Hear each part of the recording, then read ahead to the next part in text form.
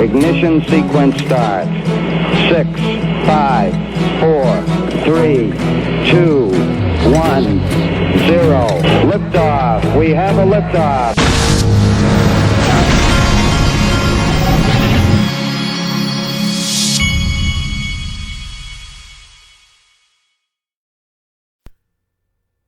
Hey everybody, this is the Digital Asset Investor, and today is a monumental day. Big time. Big time. Today is the day that you and I, as XRP holders and as digital currency holders, we have been redeemed, but specifically as an XRP holder. Because remember, the entire inception of my channel and the reason that I talk about XRP all the time, this didn't happen by accident. There's a reason that I saw XRP as what made sense over Bitcoin. There's a reason for all of this. Remember, all of these people for all these years have been telling us that, oh yeah, down with the banks, and long, what do they say? Long Bitcoin, short the bankers. That's what we've been told. But those of us that hold XRP, we've been around. We knew better. And knowing better meant that we knew with everything in us that didn't make any sense. You're not going to have some revolution. The banks and the powerful people are always going to be the banks and the powerful people. You're not going to change that. That's life. That's the way the world works. And for that reason, I always thought, hey, look at these guys with Ripple. They're doing the smart thing. They're going to these regulators. They're working with these regulators, and they're working on the primary use case for XRP, which is for payment flows, and they're working on the idea of replacing the Nostro Vostro money around the world to improve upon the current banking system, not to try to have a revolution and replace it. Today, we got the greatest news that I have seen since I got into digital assets, folks. And I want to make sure you understand its significance, because here it is. And I tweeted this. I tweeted it out twice. It was such an important piece of news. Before I go any further into this, I've related this story before, but I'm going to tell you again.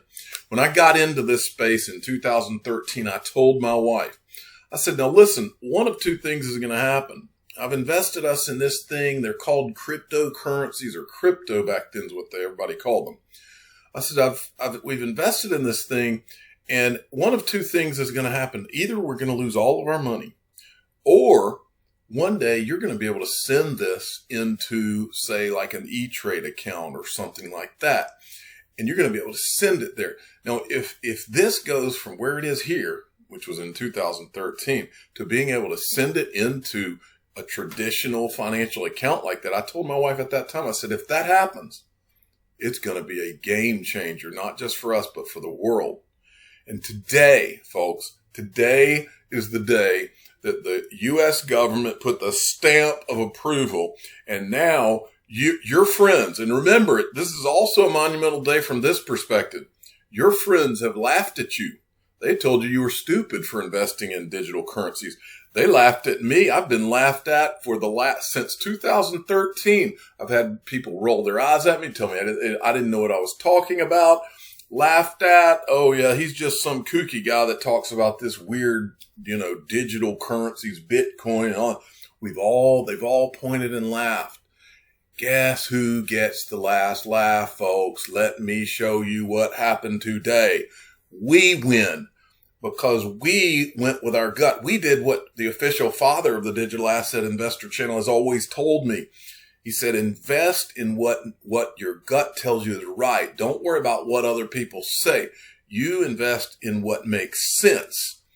And Ripple made sense. The people at Ripple made sense. XRP made sense. And everything has always made sense about it since I started following it. And here we are. Today's the day, folks. It's on like Donkey Kong, like I said here. And right here, it is also, I said, remember that 99.9% that aren't in crypto yet? Here they come, all the money. Now, let's look at the article. Banks in the U.S. can now offer crypto custody services, regulator says. The office, I'm going to read the whole, I don't read whole articles, but I do today. The Office of the Comptroller of the Currency is letting all nationally chartered banks in the United States provide custody services for cryptocurrencies.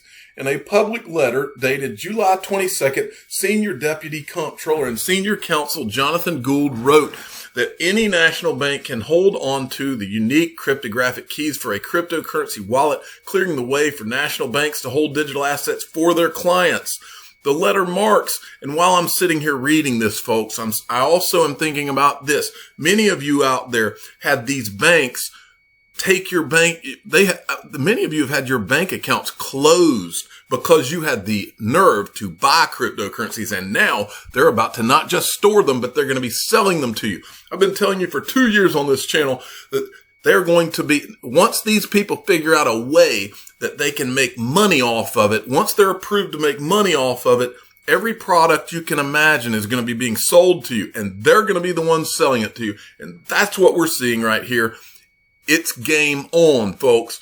The letter marks a major development for the crypto industry. Previously, custody was the province of specialist firms such as Coinbase, which typically needed a state license such as a trust charter to offer the service to large investors. Now, large regulated financial companies that already provide similar safekeeping services for stock certificates and the like could enter the fray.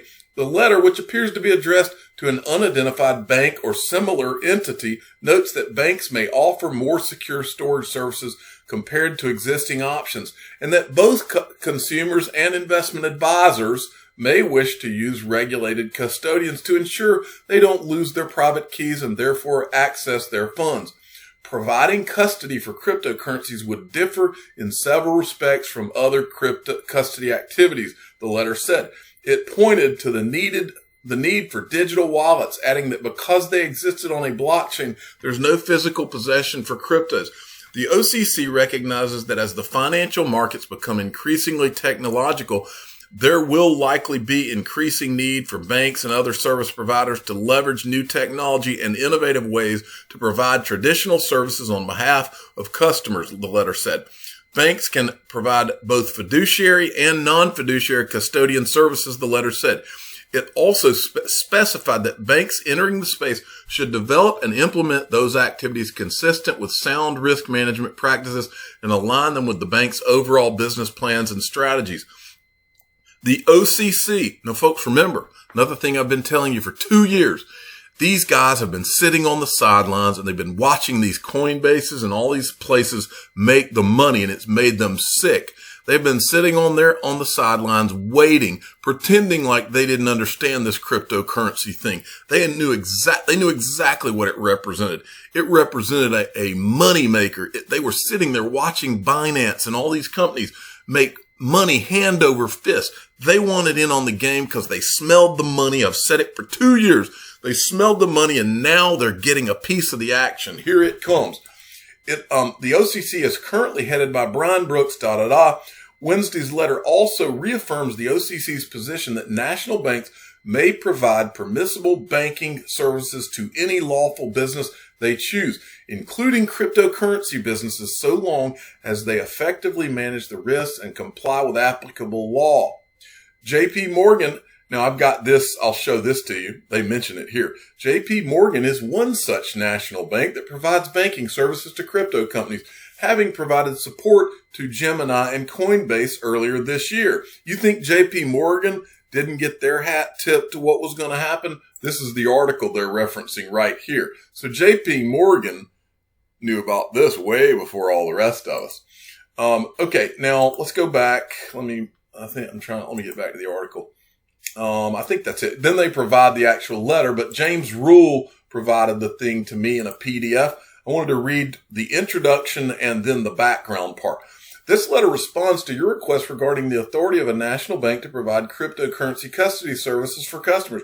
For the reasons discussed below, we conclude a national bank may provide these cryptocurrency custody services on behalf of customers. including by holding the unique cryptographic keys, This letter also reaffirms the OCC's position that national banks may provide permissible banking services to any lawful. Okay, so they're basically saying the banks can now provide services to customers such as Coinbase, like customers that are in the crypto business. So that's opened up too. But this is where it gets really interesting, the background. Cryptocurrencies, also known as digital currencies and virtual currencies, not commodities or securities, folks, are designed to work as a medium of exchange and are created and stored electronically. Depending on the type of cryptocurrency, it may have characteristics of either fiat money or money backed by some underlying asset or claim. Fiat money refers to instruments that do not have intrinsic value, but that individuals and institutions are willing to use for purposes of purchase and investment because they are issued by a government.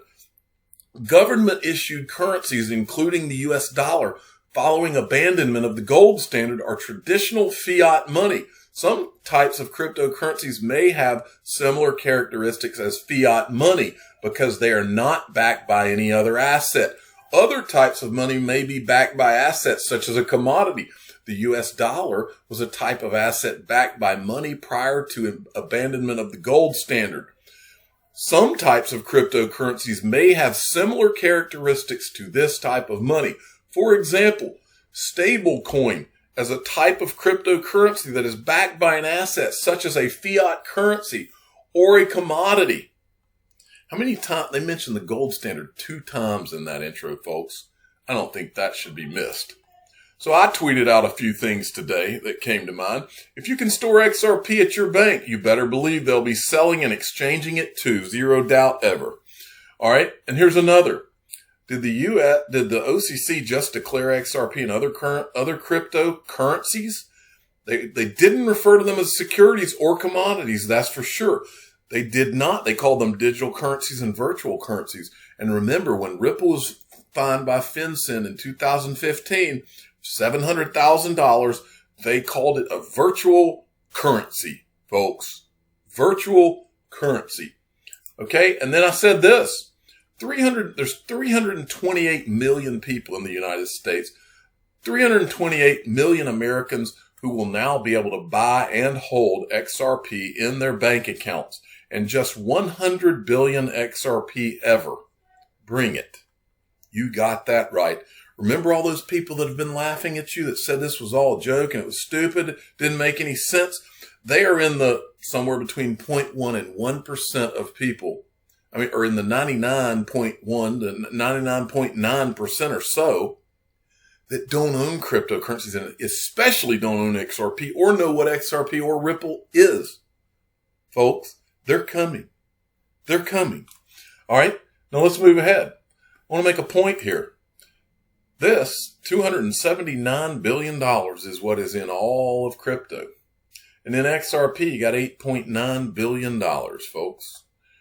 Look at what the banking system, this is the top 15 largest banks in the United States. In the years, the nation's biggest banks have grown substantially. The top 15 largest banks now hold a combined $11.84 trillion. And today, folks, here's what you know beyond a shadow of a doubt. That the core cryptocurrencies, the handful that are the real deal, the top 10, the Bitcoin, the Ethereum, the XRP, what you know is that those things are going to be offered at your bank. All of these banks, JP Morgan has just gotten first mover advantage. All of these banks, JP Morgan, Bank of America, Wells Fargo, Citigroup, all these banks, all the money, folks, all the money, $11.84 trillion, your digital assets are going to be side by side with not $279 billion, but $11.84 trillion. And that's just the United States. If you think that that's where all this ends, then think again. And there's only 100 billion XRP. And if you've been listening to my voice for any period of time, you're one of the lucky ones because you're already in. The rest of these poor saps are just now about to hear about this news, and they're just now going to start asking their financial advisors, these guys who now are going to have an incentive to sell this stuff, they're going to say, oh, okay, so now I've been waiting for you to tell me it's okay and the water's warm. And their financial advisors are all of a sudden going to say, wait a minute. Yes, this is a great thing. You should be investing in this. We need to get you some exposure to Bitcoin and XRP. We always knew we were right. But you had, in order to get the big prize, you had to go through the pain of thinking of all of the negative articles. Remember all of 2018, 19, all the articles that told us that this was going to be declared illegal here and illegal there. And what did we say? No, it's going to happen because we knew. We did our homework. All of the money, folks, not some of the money. Now, Big Skinny sent me this. He is the official, by the way, he's the official smart aleck of the Digital Asset Investor channel. And he sent me this tweet from Fidelity Digital Assets. We applaud the regulators' continued focus on digital assets. Fidelity Digital Assets serves institutional customers directly and through relationships with intermediaries. We're here to help banks and other deposit-taking institutions hold digital assets in their sub-custodian. These guys have all been waiting. They knew it was coming. And then Michelle Vandenberg sent me this tweet from Michelle Bond. Michelle Bond, by the way, Global Head of Government and Regulatory Affairs for Ripple. Very exciting crypto regulatory developments out of the OCC today. Great work, Brian Brooks and OCC. And this is a tweet she's tweeting. Big news on the crypto regulatory front.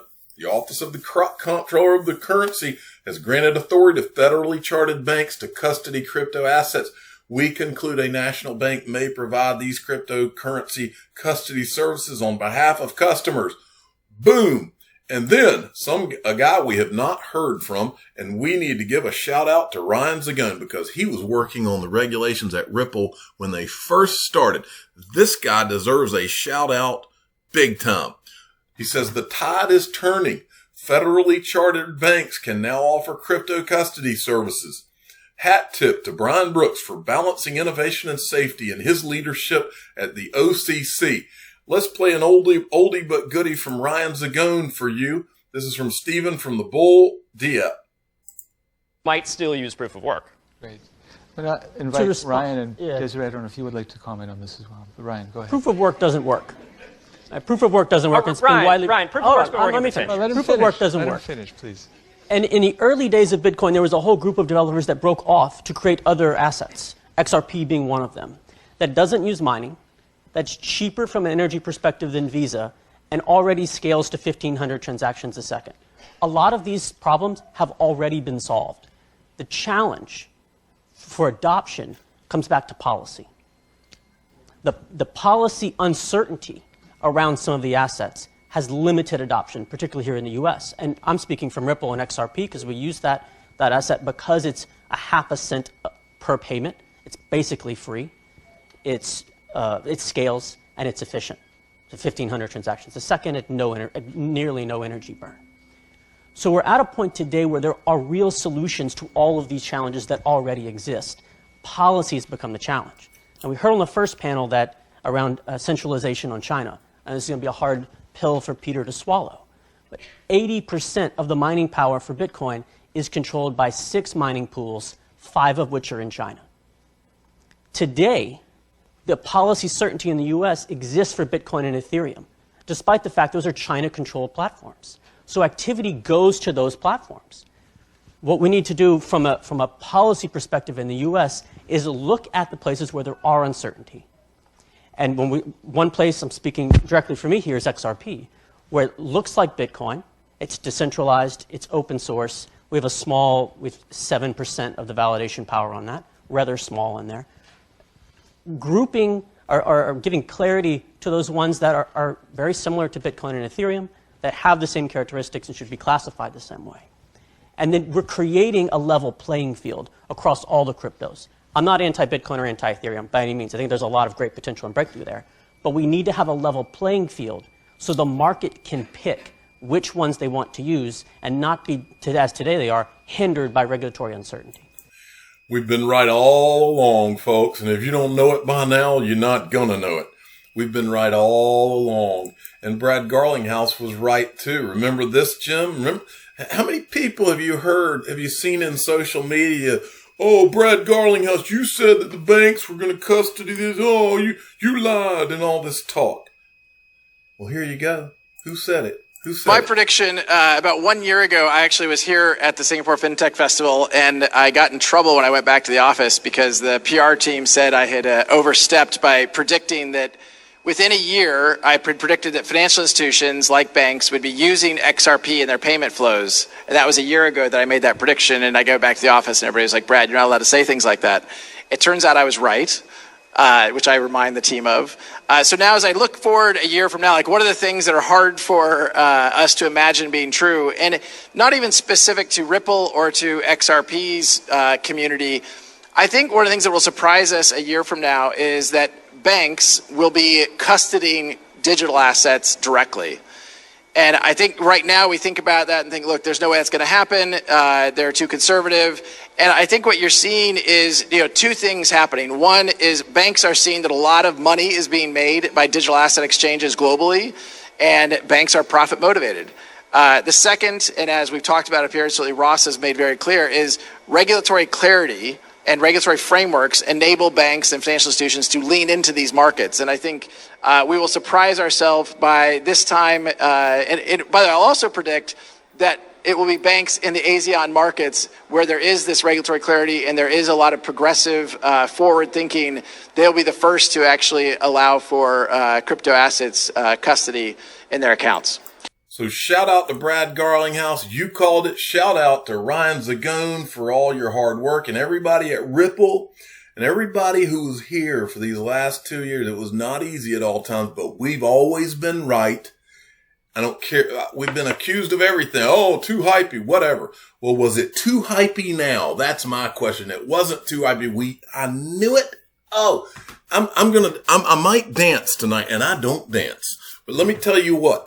We called it, and let me tell you what else we called. What have we heard? We've been telling these guys all this time is not going to be, you're not going to get rid of the banks. We've been hearing this long Bitcoin, short the bankers. We've been hearing this mess for 2 years. That does not make sense. Maybe when I was 18, that would make sense that we're going to, oh yeah, the bankers are gone, whatever. But at age 46, that didn't make sense. And that doesn't mean Bitcoin is not going to do well. It is. But XRP is the one. XRP has always been the one. And XRP is the greatest digital asset ever created. We've been right about it, and we're going to be proven to be even more right. What it is, and what it really is long XRP and long the banks. Because the banks are going to benefit from this new financial system too. And we are going into a new world order. It's good. It's a complete changeover of traditional finance. They are rolling the system into something new. I'm the digital asset investor. I'm not an investment advisor. This is for entertainment purposes only. Please subscribe and hit the like button and tell your friends and family. Congratulations, because we've been right all along. And today is a good day, to quote Ice Cube. Thanks for listening.